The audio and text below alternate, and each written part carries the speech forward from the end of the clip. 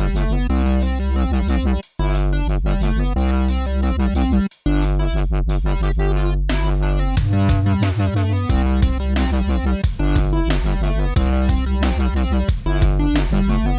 everybody, welcome to another episode of the LitRPG podcast, episode number 58, and I am Ramon Mia. I'm here to bring you latest LitRPG news, reviews, and of course, author interviews. Also, don't forget to check out episode number 57, the one that came just before this. Had a chance to talk to Daniel Schinoffen, author of the Last Horizon and Outerworld series. Had a great time chatting with him for a couple hours. It's a good long episode for you folks who enjoy his work. We chat about all kinds of things, some LitRPG, some not, and we got honest and asked questions and knocked, and it was great. And I had a good time, and I hope you did too, and I hope you guys enjoyed that episode as well. But for this week's episode, 58, I have 8 new reviews to talk about, including Forming the Company, Outerworld Book 2. I have the review for that one.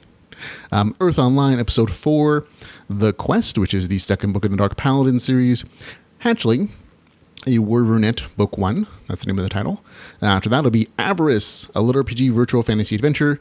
After that, it'll be Gamer Guy. And then after that, it'll be Wolves of the Lost City, which is Book 2 in the Adventure Online series.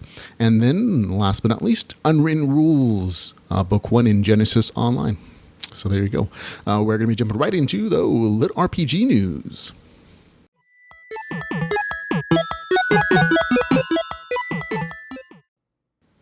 And in LitRPG news, we're going to begin with Harmon Cooper, author of the sci-fi and LitRPG series, The Feedback Loop and Fantasy Online. He's going to be releasing a new LitRPG series called The Last Warrior of Ungaya. The picture where he happened to have a slightly misspelled title, but it's Unigaea,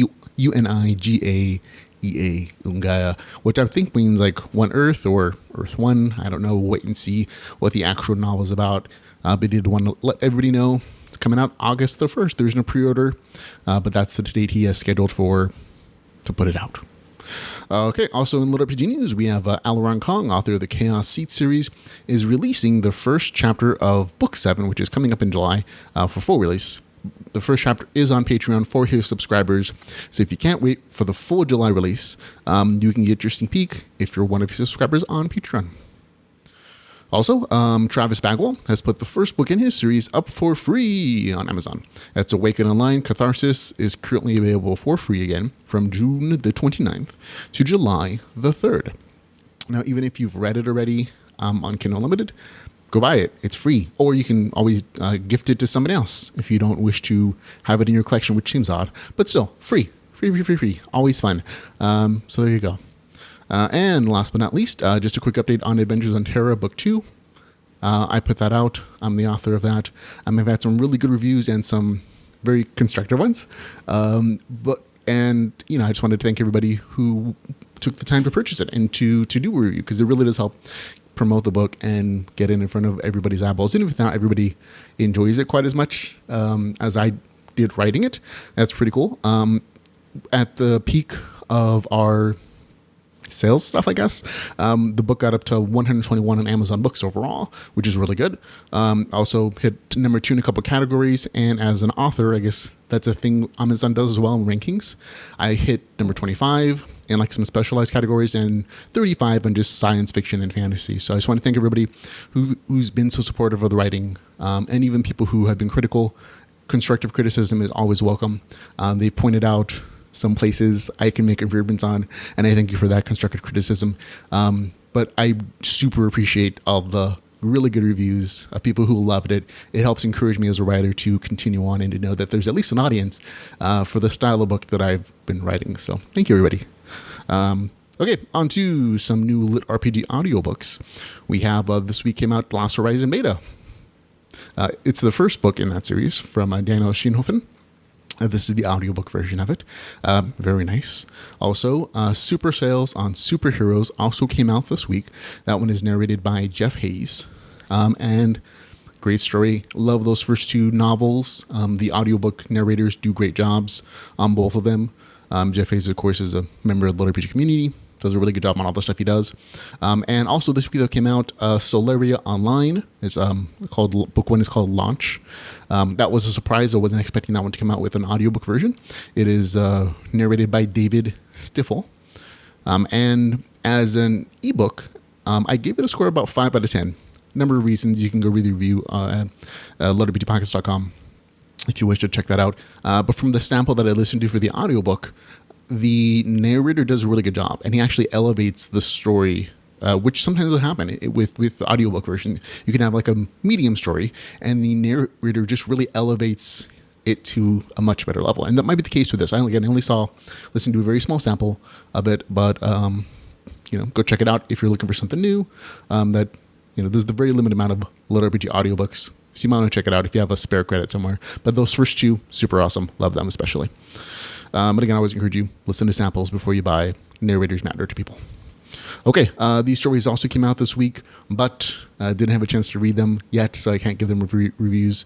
Realm of the Nine Circles, The Grind, which is the second book in that series. Also, Overpowered, a LitRPG thriller, Kings and Conquest Book 1, also came out this week. Also, The Last Days of Mithril, a LitRPG adventure. And on the 30th of June, which will be the day most of the people watch the show, Speedrunner, Tower of Babel, Book 1. I've read part of that last one. I haven't finished it, so I can't give it a full review, but go check them all out. Also, an upcoming LitRPG for July and August. We have on the 1st of July, Hero of Naught. On the 4th of July, Winds of Fate, which is Book 3 in Faerul. July the 6th, Curse of Rian Castle. July the 7th, this one's new to the list. DLC, a LitRPG adventure. That's the 6th book in the Crucible Shard series. On the 11th of July, Vengeance over Vanaheim. On the 12th of July, Codename Freedom Survive Week 1. On the 14th of July, The First Planet, The Space Masters. On the 15th of July, Kingdom Level 3. On the 28th of July, Stratus Online, Awakening. On the 31st of July, A Slave in the Locked Lands, which is Book 2 in the Weirdest Noob series. On August the 1st, it'll be Rapid Play, The Game Master's Gambit, Book 1. On the 1st of August, we just talked about this one from Harmon Cooper, The Last Werve Unigaya. On the 4th of August, The Glitch Fiends, which is Hell's Glitch Book 3. On the 15th of August, it'll be Faerul Book 4. On the 22nd of August, it'll be Shards of Reality, a LitRPG adventure. And on the 30th of August, so far, it's going to be Shaman's Revenge, Wave the Shaman, Book 6. So if you're looking forward to that, it's there. It's not up for pre-order yet, though. Okay, on to new releases and reviews.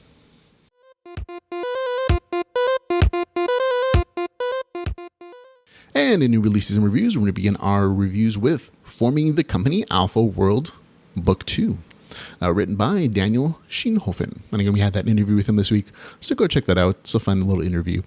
But for this particular novel, it is 406 pages, $3.99.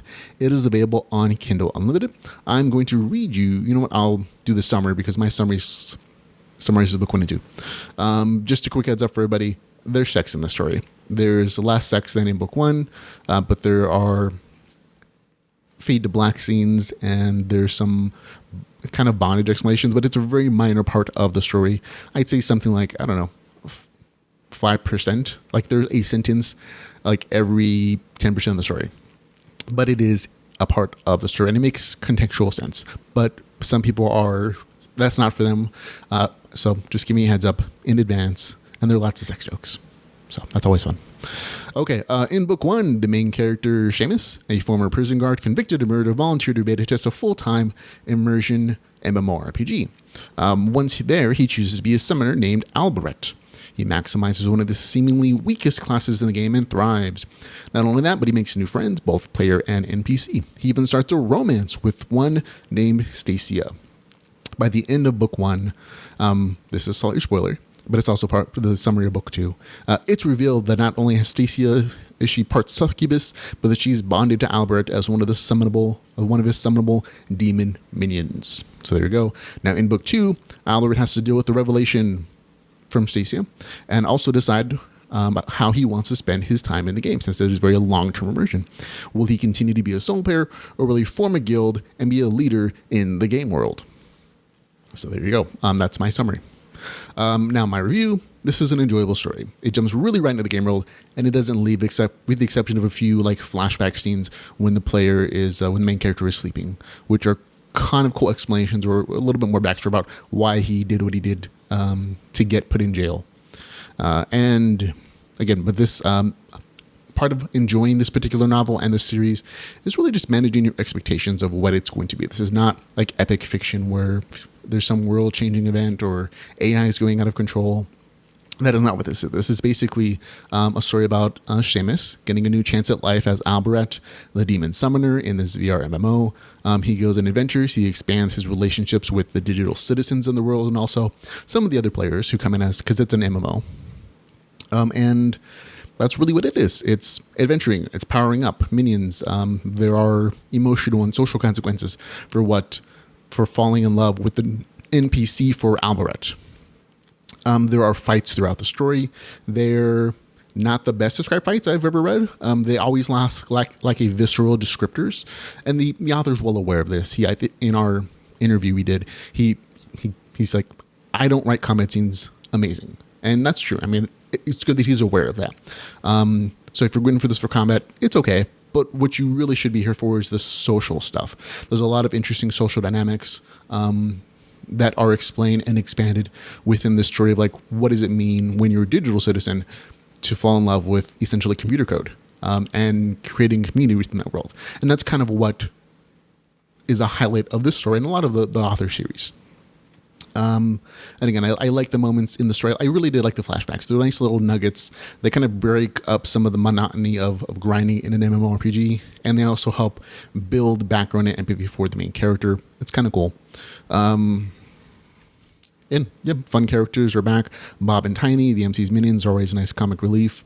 And like I said, really great stuff. There are hints that there are going to be bigger things coming in book 3, like guild on guild fights, maybe player versus player stuff, expanded storylines with the Dark Lord, even some gods coming in. You'll get a lot more details if you watch that interview. But don't expect a lot of that plot points to advance in this particular storyline. It is really mostly just adventuring, dealing with the Stacia NPC love interest stuff, and deciding to form a guild or not, and all the things that come along with that. Overall, I had a good time, but again, manage your expectations, and you're going to really enjoy the series if that's what you're looking for. I give it a score of 7 out of 10. Okay, on to my next story. Eyrth Online, Episode 4, A New Smoke, the Memoirs of Lawrence Wrath, written by G.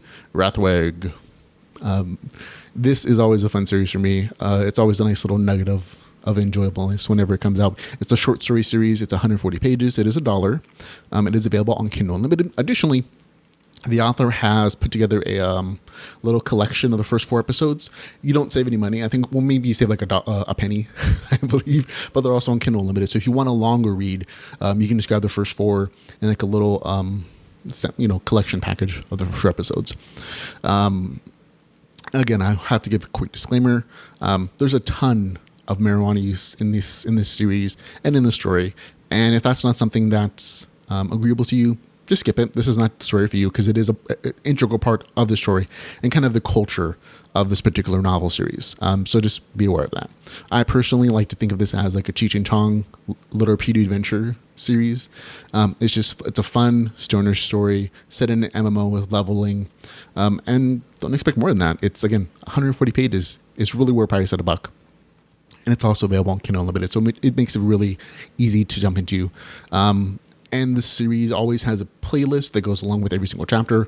For me personally, I always like listening to the playlist. It exposes me to a lot of good music and songs that I've never heard of. But then again, I'm also musically challenged. So it's always honestly, this week, just listening to this playlist, it's probably the most music I've listened to in the last month. And so it's also part of my personal enjoyment in that it exposes me to something I don't normally go to. And reading for me, that's a joy. Sorry, that's a joy. Camera shake move. For me, this episode's favorite song is going to be by Biz Markie called Just a Friend. It was a fun rap song. Okay, now story-wise, you get more details on how the main character's uncle was murdered, which I'm happy to finally get some of that detail, I should say. The story is told from the main character's mind space and a kind of quantum leap flashback scene where he inhabits the body of the woman who kills his uncle. And there's also like this really cute interesting storyline, which I'm not going to spoil for you, but it's an interesting way of telling backstory. I like that.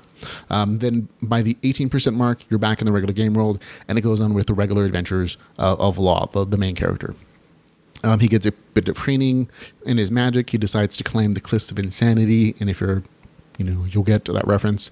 If you're a Princess Bride fan, there's also this Princess Bride kind of scenario that plays out when he meets his first other player. Like, there's finally other actual players within this game. Very much up until this point, it's felt like a single player campaign because it's just the main character and a bunch of NPCs going on adventures. But finally, in this episode, he gets other players, and the first one is a pretty fine-looking lady named Andy, who got a Princess Bride special edition of the game, which explains that particular scenario that they went through. And the two go on adventures. There's some flirting and some romance stuff.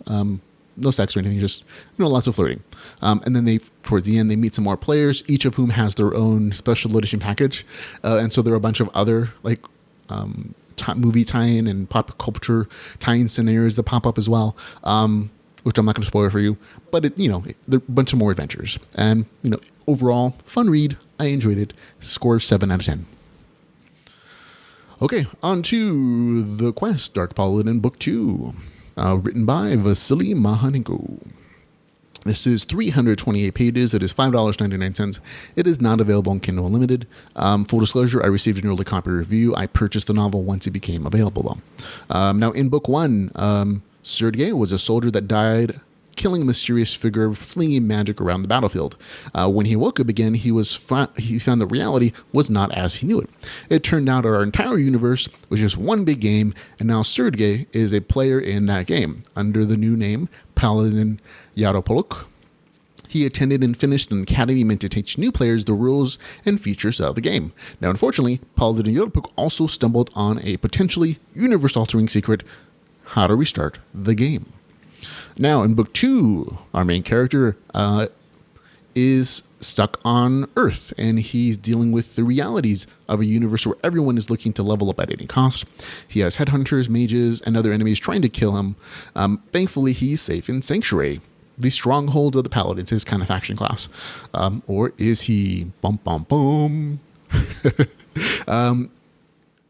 And he starts a seemingly innocent-looking quest that can sweep him up into even more intrigue and universe-changing danger. So lots of fun stuff there to unpack if you want to listen to that once or twice. But that's my summary of the novel and some backstory, in case you didn't read Book 1. Okay, I'll admit the beginning of this first book, this book is a little hard to get through. There's a ton of explanations about the main character's location, Sanctuary, some game rules, how things are changed from the academy to the real world, or the real, I should say, game world, since he is stuck on Earth. He levels up in a bunch of dungeons. He learns some rules about his class and occupation, which are Explorer and Judge, which are really cool classes that add some different non-combat flair to the storyline, which I liked. And after that particular entry point, it gets really good. The novel spends the majority of the time, about 70% of it, on a very innocent-looking quest, which I thought was going to be like a throwaway quest, which is finding who stole some old lady's pendant. And it seems very simple and easy. And I thought, okay, this is going to be like another quest to get him a few experience points, and he's going to the big adventure. And that quest turns out to be this huge mystery that has potential game-altering properties. And it turns, surprisingly, into a kind of almost a whodunit mystery quest that spans most of the novel. And I really enjoyed even the twist ending at the very end because of this quest. And I was pleasantly surprised that there's still combat and everything, but it really does feel like a detective novel in a lot of ways, where the main character is using his explorer class and his judge class to find out clues about what's really up with this pendant, what are these big things happening that it ties to. And it was kind of a nice change of pace from just adventure, kill stuff, grind levels, save the world, or whatever. And this was nice. One of the few things I did not like about the story was the level progression. the main character jumps levels tremendously, and that's happened in some of the author's other series. And this one is just like, okay, he goes from level 11 at the beginning to level 73 in a little over a week. And in the early parts of the story where he's grinding out inside of a dungeon, it feels like he earns those levels. But later in the story, it feels like they're just handed out to him. Like he goes off and kills some other things, and all of a sudden he gains 30 levels. So it felt a little OP, or like he was, in that respect. Additionally, one of the game mechanics I didn't really understand or find a point to was the fact that when a player gets too much money, Granis in the story, he gets a target put on him for other players to kill him. Or as a target of like, oh, he has too much money. So it changes the dynamics between him and like merchants. And it didn't really make sense to me why that existed, other than the game trying to force them to spend money. And in that respect, it kind of seemed like it was easily be solved by either putting the money in a bank, so it's not on the character anymore, or converting it into gold, which is not penalized by the game. And so it seemed like there were really easy workarounds to that particular kind of odd mechanic. But other than those small things, the rest of the novel is really enjoyable. And again, pleasant surprise that it turns into like a LitRPG mystery story. So I enjoyed it. Get a score of 7 out of 10 for me. There you go. Okay, on to our next story. Hatchling, a Wyvernette, Book 1, written by Kay Fairburn. Okay, this one is 285 pages. It is $3.99. It is available on Kindle Unlimited. I will read you the author's synopsis of the story. As a non-cyanide contributor, NPC, Margaret Hyland is fated to die on a weekly basis to green skin raids on her hometown. Her life revolves around shoemaking, dyeing, respawning, and more shoemaking. When Margaret discovers a secret hidden in her family's basement, she realizes she has a chance to break that cycle. Now, with her newfound abilities she'll have to learn to control, Margaret must have a harrowing journey ahead of her to defeat the stronghold targeting her town. Okay, that's the author's description there. So, there you go. My personal view is that this is a coming-of-age story that suffers from a lack of logic in the fundamental descriptions, and kind of its world-building setting. So this is my review part. I really wanted to like this story, and at its core, it has a really cool premise. Essentially, that the main character Margaret has some additional skills and abilities that none of the other NPCs have, and it allows her the opportunity to potentially change the way the game is played. Because at this point in background of the story is like all the NPCs are kind of serfs. They serve the game and they die for quest, and they're reborn and they respawn if they have a purpose and they have enough favor, which they earn by being crafters, being farmers, by actually producing things. If they don't have enough favor, they just die permanently and are replaced by something else. Now, the RPCs, or real cyanide contributors, players, they come in and they do quests and they kill things, but they also take advantage of the NPCs. And so there's a very classified, stratified system here within this community. And the main character is Margaret, and she's essentially half RPC, half NPC. Her mom was an RPC, her dad was an NPC, and so she half and half, a very unique character, something that's not supposed to exist within this world. And she has the opportunity to serve her community and to kill the monsters permanently who are attacking her town by conquering a stronghold. And so that premise is really cool. I like that a lot, to be honest. Unfortunately, again, the logic of the world building didn't make sense. And it kind of just stood out to me almost every other page sometimes in the beginning that things don't make sense. Part of this is that the author never really defines what kind of world this is. Is it supposed to be a fantasy world ruled by RPG mechanics, or is it supposed to be an artificial game of some kind? And it's never really clarified. So there are always going to be questions about what makes sense in this world or not. And because that always is going to exist, me as a reader, I don't understand where these NPCs and where these characters are coming from and where their logic, motivation, the societal constrictions that exist in this world. None of that's really defined, unfortunately.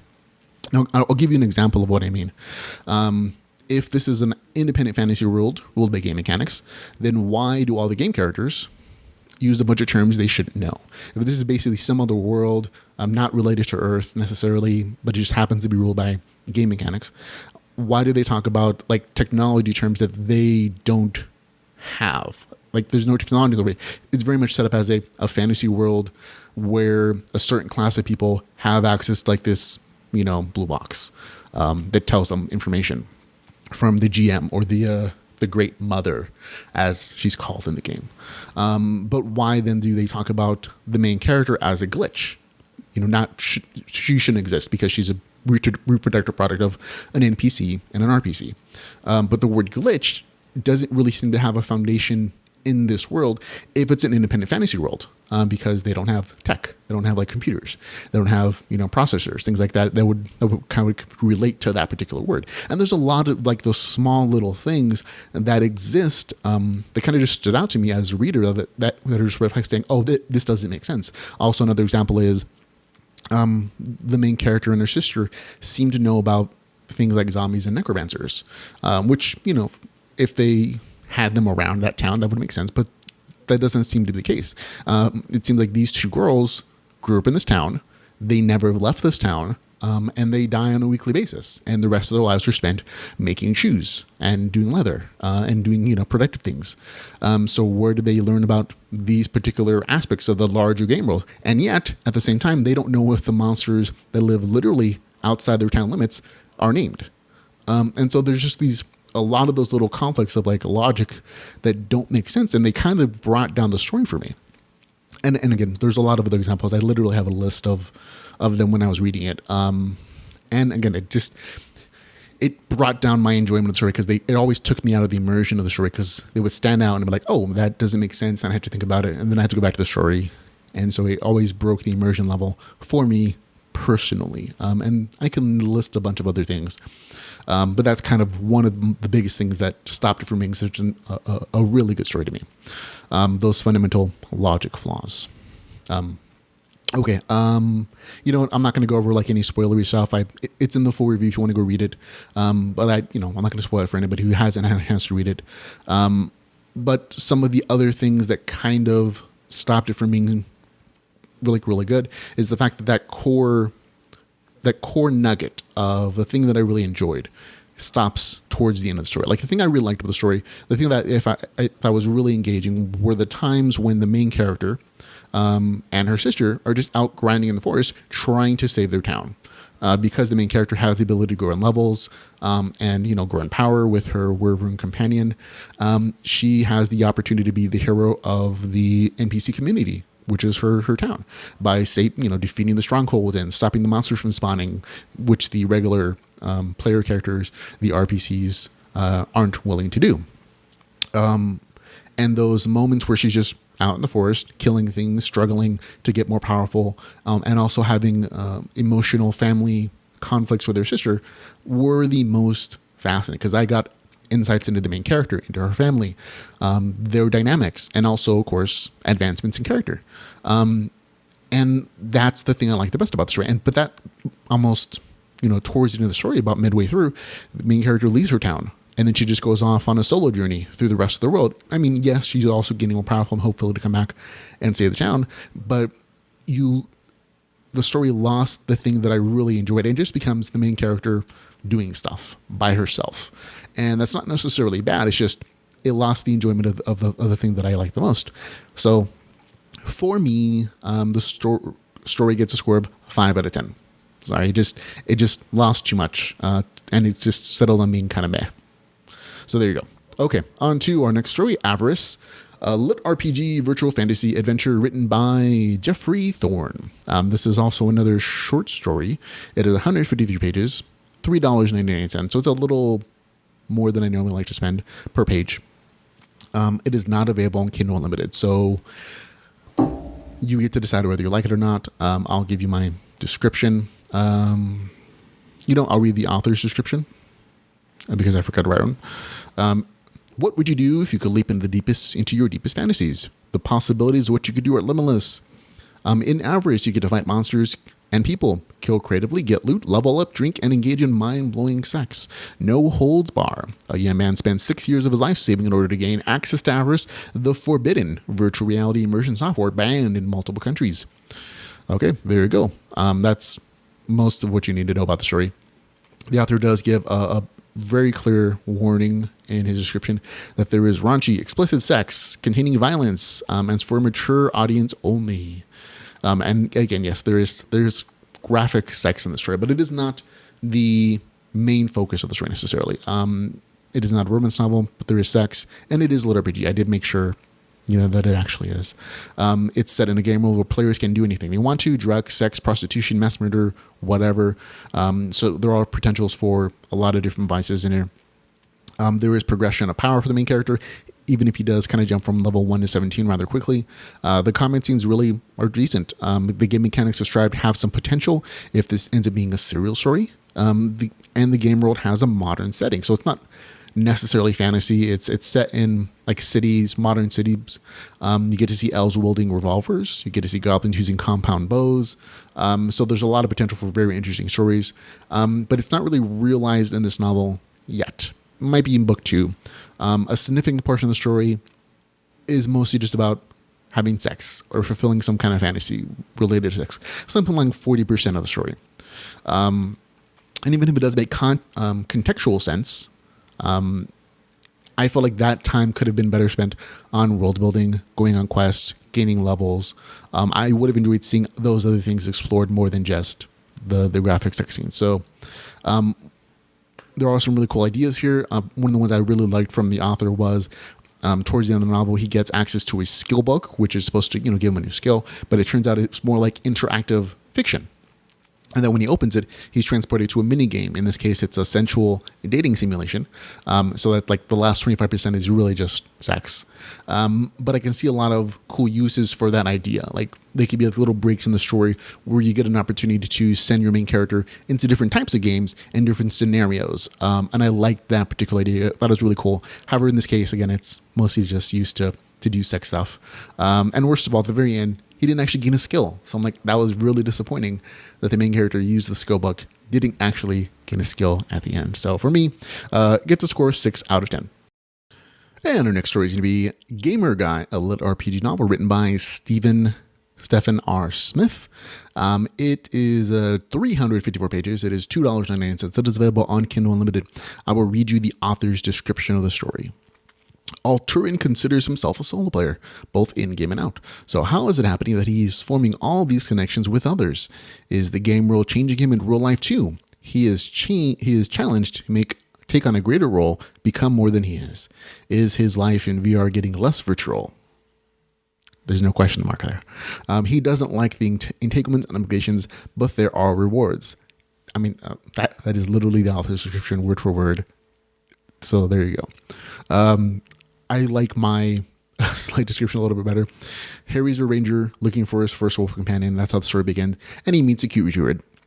The story really does drop you in the VR MMO world where the main character exists and he just follows around while he does stuff. He goes on adventures. There's plenty of explanations about abilities as you go on. It's a little lighter in the first 25% of the story, but it does explain all these powers, all the abilities that are possible as the story goes. Again, it's a relatively large story, so there's plenty of time to do this explanation stuff. But even the few powers it doesn't explain, you can figure out contextually like what they do. And again, most of the story really is just the main character hunts, he trades, talks to NPCs, interacts with other players, tells stories about his past adventures, gives opinions about MMOs that he's played currently or in the past, and compares them to this one.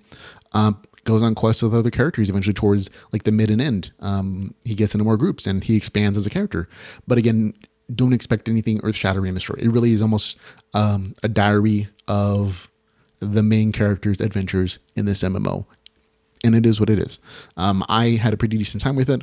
I would have liked maybe a larger look at the world, and maybe some like plot points. But again, that's, it is what it is. I had a decent time. It's one of those novels you can pick up and put down every single chapter and you're not going to miss anything. So if you look at it in that context, really decent. Give it a score of 6 out of 10. That's it. Okay, on to our next story, Wolves of the Lost City, a LitRPG adventure, the second book in the Adventure Online series, written by Isaac Stone and Timothy Mayer. It is 362 pages. It is $2.99. It is available on Kindle Unlimited. Now I'll read you my description of the story. The main character, you know what? I'll read the author's description because I forgot to summarize it. This is Indiana Jones meets Ready Player One. Very high standards to try to meet. Nazi death commandos and many treacherous miles from remote jungle stand between Vince, now a captain in the British Army, and his goal, a stack of documents vital to the security of a 1940s Europe on the brink of war. At least that's who he is in the game. Vince used to be a down-and-out millennial with advanced degrees in archaeology and an endless parade of dead-end jobs. That was before his adventures in Wolf Mountain, where he faced down gun-toting bootleggers and giant scorpions before marrying a girl who was raised by wolves. All in a day's work for a VR beta tester, which would be a dream job if it wasn't for the PTSD, the headaches, the persistent visions of former games that are ruining his life. When a rival game designer firm promises Vince medical assistance and a bigger paycheck to test their game, he leaps at the chance to solve the puzzle his life has become and find the girl he swore to protect. Okay, so that's the author's description of the story, and for the most part, it's completely true. The main character, Vince, if you remember from the first book, he was basically paid as a beta tester to test out this full immersion virtual reality rig that sent him into a 1920 story. Now, book 1 in the series got a score of 4 out of 10 for me because it didn't really turn out to be a LitRPG. It turned out to be better described as virtual reality adventure story or a time travel story, because that's what it felt like. So it got a poor score, and this book also has some of the same issues. But story-wise, Vince is back in the same kind of game world, even though it's from a different company, which is a little odd. And he's now, in 1942, he's a British officer, and he's somewhere near India. I forget the name of it. But he's definitely in a different place. The first book was set in the United States with bootleggers. And this one is set in the British Empire, in the jungle, and it definitely has more of an Indiana Jones kind of vibe to it this time around. So story-wise, setup-wise, this is an improvement over book 1. Unfortunately, again, this has the same problems that book 1 has. It's the novel is set up around a game system that it's almost exactly as it is in the first one. And so unfortunately, there was no improvement of game mechanics. The extent of the game mechanics in the story is still a logbook that is the main character uses to get level information on his opponents and get information about the environments, and that's it. That's it. There's no RPG mechanics in the story whatsoever. Even though they use the word levels to describe the other characters, the main character himself doesn't level up at all. I mean, literally, I looked up the word level in the story, did a search, 22 times it appears, only 4 times in reference to any character level, never the main characters, and also the game mechanics. That's it. 4 times. And I'm not saying that the story has to have levels in it to be LitRPG. Not at all. But that's the mechanic that the authors chose to describe character progression in the story. They decided to use levels. But it doesn't really mean anything because it never really happens. And this story still feels like an adventure story, which is fine. It's choose your own adventure. It's very VR holodeck in that way, in that the main character is transported to a different time and he goes on an adventure, which is absolutely cool. And I like that idea. But it is not LitRPG. LitRPG has two requirements. One, it's set in a game world with obviously described game mechanics. All the game mechanics are essentially hidden, with the exception of this logbook. And 2, the main character progresses in power structure according to those game mechanics, and the main character never levels. He never gains power. He just does stuff. And again, these are just separate things. Just because a story has virtual reality in it doesn't necessarily make it LitRPG. And that's kind of what this feels like, in that it's tagged as LitRPG because it has virtual reality. And, it's not, unfortunately. And because of that, even though I really actually enjoyed the time travel mechanic, I enjoyed the adventure portions of the story, and it's a well-written story, it just isn't LitRPG. It gets a score for me as LitRPG out of 4 out of 10. But as like an adventure or a time travel story, and if that's what you're in the mood for, it's pretty decent. It gets a 6 out of 10 for me. And if you liked book 1 in this series, you're going to like book 2. It really does the same exact thing from book 1, slightly better. And, you know, it is what it is, but it just isn't LitRPG, at least not to me. But again, if you want to go check it out, go do so. Form your own opinion. But for me, I'm not going to review any more of the books in this series because they're just not LitRPG to me. So there you go. Okay, next story. It's going to be Unwritten Rules, a LitRPG novel, Genesis Online, Book 1. It is written by Adam Horn.